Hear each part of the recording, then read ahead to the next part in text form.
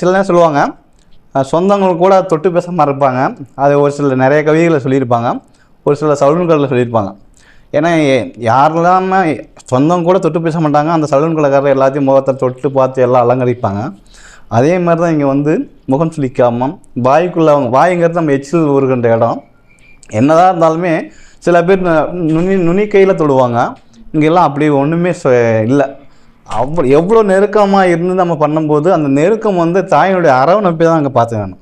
எந்த ஒரு சலனமும் இல்லாமல், மனசில் பயம் இல்லாமல், தெளிவாக ரம்மியமாக அழகாக சரி நமக்கு பாதுகாப்பான ஒரு இடத்துக்கு வந்திருக்கோம், நமக்கு நல்ல மருத்துவம் நல்ல விதமாக செஞ்சு அனுப்புவாங்க அப்படின்னு தைரியத்தில் சிறப்பாக வந்து பண்ணியிருக்கேன். பேச்சு வந்து நிறைய பேசுவேங்கிறதுனால எனக்கு நல்ல ஒரு டியூன் பண்ணி விடுங்க, நான் நல்லா பேசணும், கிளாஸ் எடுக்கணும் அப்படின்றதுக்காக நான் கூட சொன்னேன்.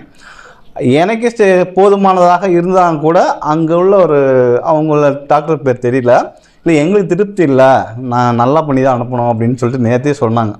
திரும்ப திரும்ப திரும்ப வந்து ஒவ்வொரு விஷயத்துமே இவ்வளோ நுணுக்கம் இருக்குன்னு இன்றைக்கி தான் நான் இந்த 5 நாளில் கற்றுக்கிட்டேன். நான்